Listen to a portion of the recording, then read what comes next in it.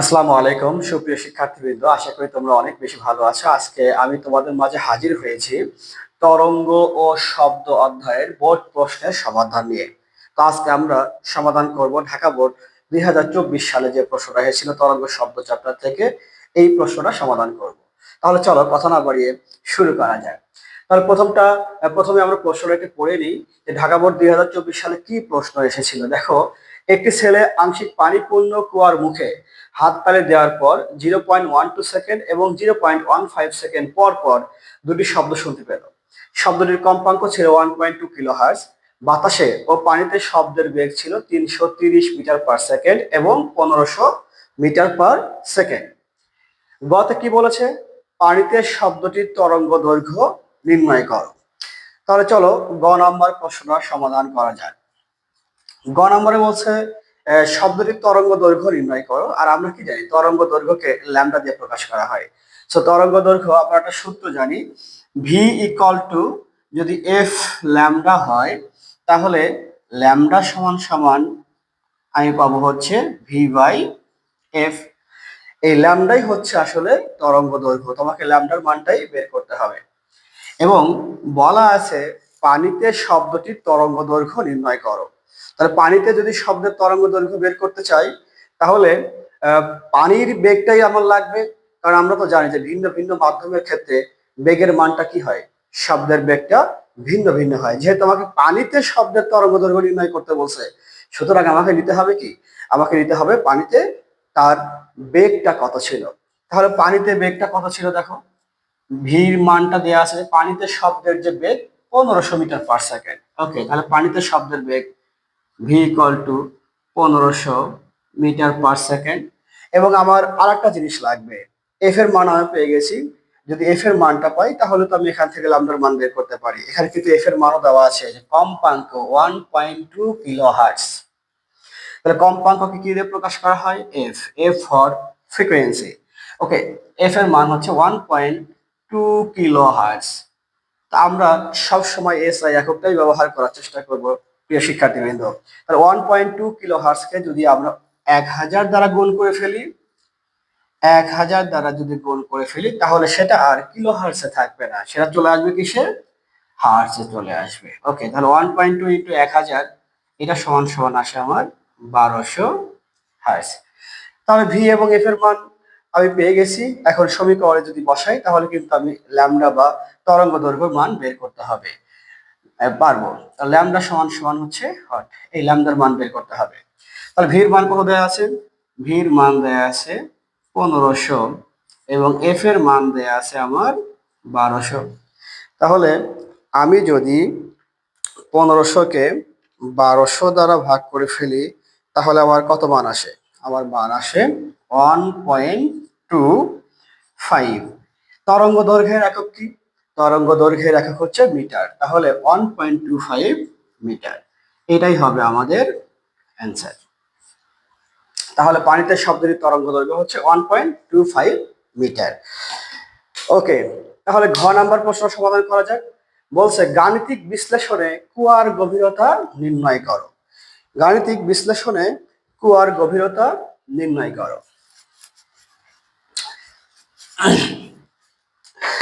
একটা কুয়ার কথা চিন্তা করি, এইটাকে যদি একটা কুয়া ভাবা যায়, এইটা হলো আমার একটা কুয়ো। এই কুয়োর এখান থেকে ঠিক এই পর্যন্ত যে উচ্চতা বা গভীরতা, এটাকে আমরা যদি এইচ দিয়ে প্রকাশ করি, এইটুকু হচ্ছে আমার এইচ। এবং বলছে আংশিক পানিপূর্ণ, তার মানে কি বোঝা যায়? কুয়ার ভিতরে একটু পানি আছে। তাহলে কতটুকু পানি আছে আমি একটু যদি দিয়ে দিই, আংশিক পানি আছে। এখানে ধরে নিলাম যে কুয়োর ভিতরে এতটুকু জায়গাতে আমার পানির পরিমাণ আছে এবং কুয়োর তলদেশ থেকে এইটুকুর যে উচ্চতা, সেই উচ্চতা, এই উচ্চতাকে প্রকাশ করলাম আমরা h2 দ্বারা। এবং কুয়োর মুখ থেকে পানির উপরিভাগ পর্যন্ত যে উচ্চতা, সেই উচ্চতা আসলে ধরলাম আমি h1। তাহলে আংশিক পানিপূর্ণ একটা কুয়ো, এই কুয়োর মুখ থেকে পানির উপরিভাগ পর্যন্ত উচ্চতা হলো h1। আর পানি থেকে কুয়োর তলদেশ পর্যন্ত কি গভীরতা কি ধরলাম আমরা H2। তাহলে কি দাঁড়ালো যে এইচ এর মানটা আসলে কি দাঁড়ালো, এইচ সমান সমান দাঁড়ালো H1 প্লাস H2। ওকে, আমাকে কিন্তু এটাই বলছে যে কুয়োর গভীরতা নির্ণয় করো, অর্থাৎ শুরু থেকে শেষ পর্যন্ত টোটাল উচ্চতা কত সেই এইচ এর মানটা আমাকে বের করতে হবে। এবং এখানে যেহেতু দুইটা মাধ্যমের কথা বলা আছে, একটা হচ্ছে বায়ু মাধ্যম আর একটা হচ্ছে পানি মাধ্যম। তো একটি ছেলে যখন কুয়োর মুখে এরকম হাত তালি দিবে তখন সে 0.12 সেকেন্ড পরে একটা প্রতিধ্বনি শুনবে। এখান থেকে শব্দ একবার পানিতে আসবে, সেখান থেকে ফিরে যাবে 0.12 সেকেন্ড। এবং পরবর্তী বলছে যে 0.15 সেকেন্ড পর সে আরো একটা শব্দ শুনতে পারবে। এর কারণটা কি? এর কারণ হলো এই শব্দটা পানির ভিতরে যাবে এবং সেখান থেকে আবার কুয়োর মুখে পৌঁছাবে। তাহলে এখানে কিন্তু আসলে দুইটা ঘটনা ঘটবে, একটা হলো বায়ুর ক্ষেত্রে ঘটবে আর একটা পানির ক্ষেত্রে ঘটনাটা ঘটবে। তাহলে শব্দের বেগ কিন্তু শুধু পানি দিয়ে বের করলে হবে না অথবা বায়ু মাধ্যম দিয়ে বের করলে হবে না, ভিন্ন ভিন্ন জায়গায় কিন্তু সে দুইটা প্রয়োজনীয় শুনেছে।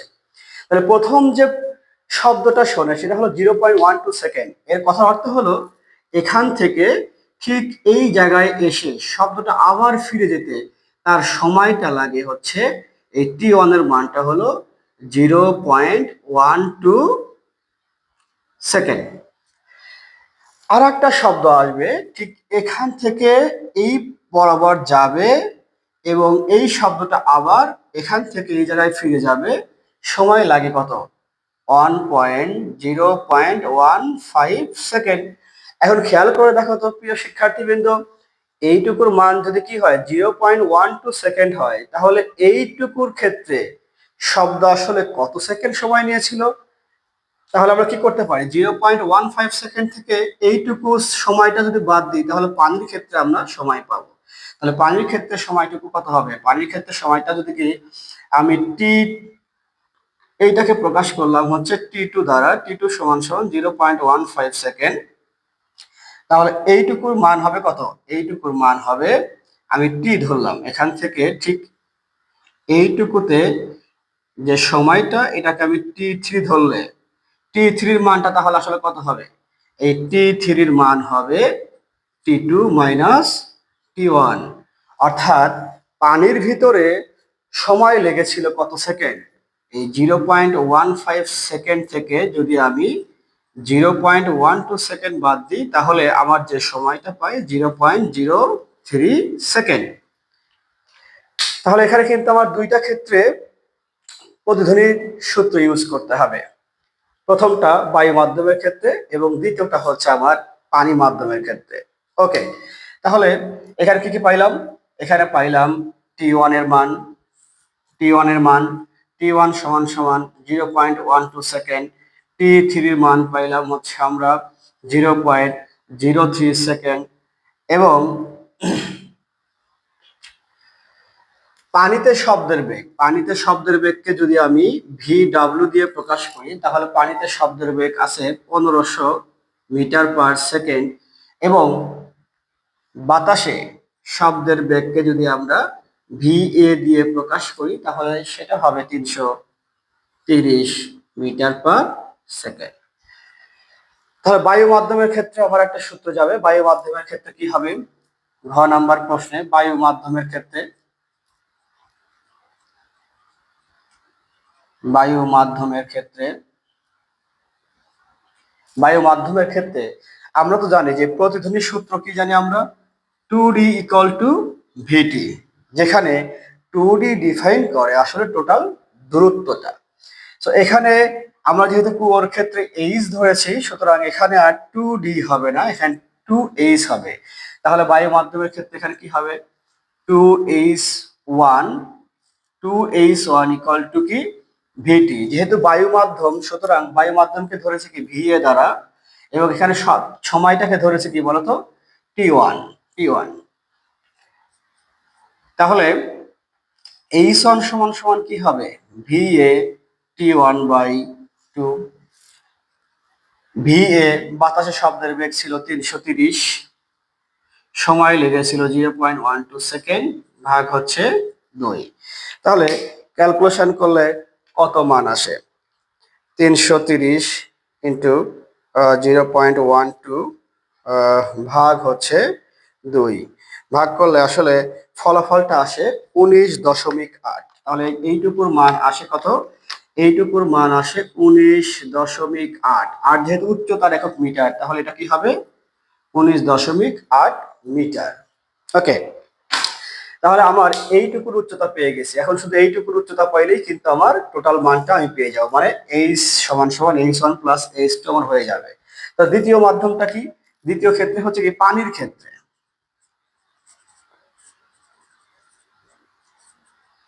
পানির ক্ষেত্রে আমরা কি দিব? পানির যে গভীরতা ছিল সেটা হলো h2, তাহলে 2h2 সমান সমান VW, সময়টাকে আমি কি দিয়ে প্রকাশ করছি যেন? T3। তাহলে এখানে কি হবে? T3। তাহলে h2 সমান সমান কি হবে? VW T3/2। ওকে, VW এর মান দেয়া আছে কত? 1500। সময় কত যেন পাইলাম আমরা? এইটুকু আসতে কতটুকু সময় লাগছে যাওয়া আসা মিলে? 0.03 সেকেন্ড। তাহলে 0.03 সেকেন্ড ভাগ হচ্ছে 2। এবার তাহলে ফলাফলটা কত আসে? 1500 ইন্টু 0.03 ভাগ হচ্ছে 2, 22.5। এই দশটুকুর মান আসে 22.5 মিটার। তাহলে খেয়াল করো শিক্ষার্থীরা, এইটুকুর মান h1, এইটুকুর মান h2। আমরা h1 এবং h2 এর মান পেয়ে গেছি। তাহলে টোটাল উচ্চতা আমরা বের করতে পারবো না? টোটাল উচ্চতা বের করতে পারবো। অতএব আমরা লিখতে পারি, অতএব h সমান সমান আমরা লিখতে পারি h1 প্লাস h2। h1 এর মান আমরা কত পেয়েছিলাম? 19.8। h2 এর মান পাইলাম আমরা 22.5। এই টোটালটা যোগ করলে কত আসে? এই মানটা আসে হচ্ছে 42.3 মিটার। তো আমাদের অঙ্কটা কিন্তু হয়ে গেছে। বলছিল কুয়ার গভীরতা কত? কুয়ার গভীরতা পাইলাম কত বলতো? 42.3 মিটার। আশা করি তোমরা অঙ্কটা খুব ভালো করে বুঝতে পেরেছো, এবং পরবর্তীতে এই অধ্যায়ের সমস্ত ভিডিও পেতে হলে আমাদের ইউটিউব চ্যানেলটা অবশ্যই সাবস্ক্রাইব করে রাখবে এবং আমাদের ফেসবুক পেজটা ফলো দিয়ে রাখবে। আজকে এই পর্যন্তই। ভালো থাকবে, সুস্থ থাকবে। আল্লাহ হাফেজ।